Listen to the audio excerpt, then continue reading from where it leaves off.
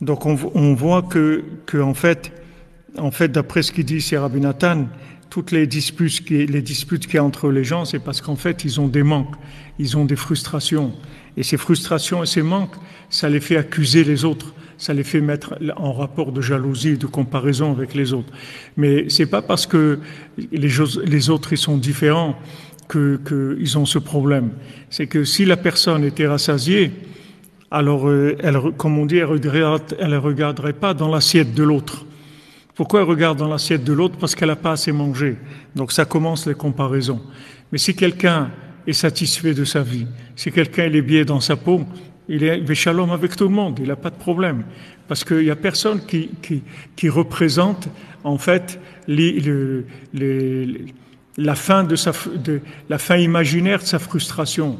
Les gens ils pensent que si maintenant ils ont ça et ça va aller mieux. Donc maintenant ils voient des gens qui représentent ce qui leur manque et ils vont commencer des rapports de conflit avec eux. Mais en fait, ces rapports de conflit, ils viennent pas par rapport aux différences. C'est pas la différence. La différence des gens, dans la racine, ça ne nous dérange pas du tout. Le problème, c'est qu'on a des frustrations. Et ces frustrations, elles nous donnent des rapports conflictuels avec les gens. C'est le manque qu'on a. C'est pas que l'autre est différent.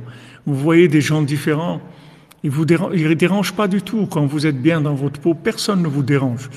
Quand est-ce que les gens commencent à vous déranger? Quand vous-même, vous avez un problème, vous avez un manque quelque part. Maintenant, ça va se catalyser sur cette personne, sur cette situation, etc. Mais si vous êtes bien dans votre peau, vous n'avez pas ce problème.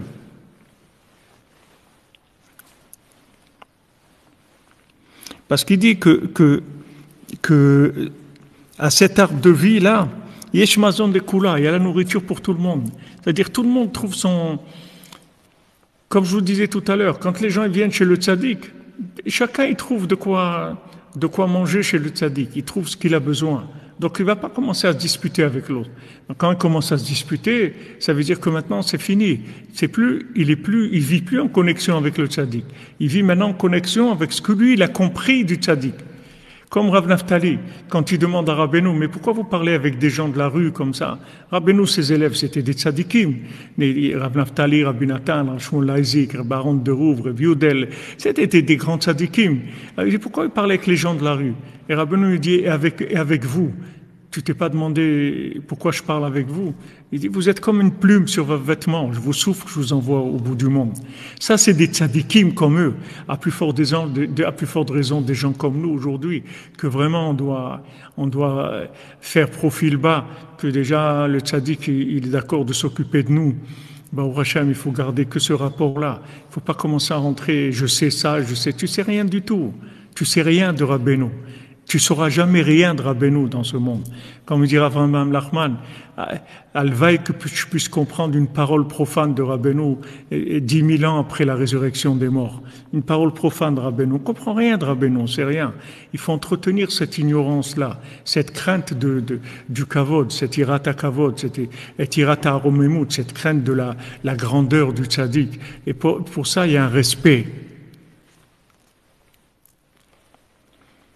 On ne sait rien, mais ce qu'on sait, c'est qu'on est là, on est avec Rabbeinu. C'est ce qu'on sait, ça c'est un cadeau d'Hachem. Et Rabbi Nathan, il remercie tous les jours sur ça. Parce que jamais Rabbi Nathan, jamais il est devenu propriétaire du rapprochement à Rabbeinu. Jamais il a cru qu'il a compris quelque chose à Rabbeinu. Pourtant, Rabbi Nathan, il savait qui il était. Rabbi Nathan, il dit, moi, je suis le moire du monde. Rabbi Nathan, il dit, moi, je suis le cerveau du monde. Il savait qui il était, mais ça ne l'empêchait pas de savoir que par rapport à Rabbeinu, il savait absolument rien et que chaque jour qu'il était avec Rabbeinu et qu'il n'était pas opposé à Rabbeinu et qu'il ne déchirait pas les livres de Rabbeinu, c'est un cadeau d'Hachem. Ça, c'était toujours présent dans sa conscience, tous les jours. Et aujourd'hui, les gens, ils rentrent dans Breslev et ils ont étudié 3-4 livres qu'ils ont compris à moitié, et ça y est, ils commencent à être des références. Eux-mêmes, c'est des références. Ouais, celui-là, il n'a rien compris, l'autre, il ne sait rien, l'autre, celui-là, il sait ta. Ça commence à... Parce qu'ils ont des manques, les gens, parce qu'ils sont frustrés. Si les gens, ils sont bien, ils sont bien dans leur vie. Ils ont de rapports conflictuels avec personne.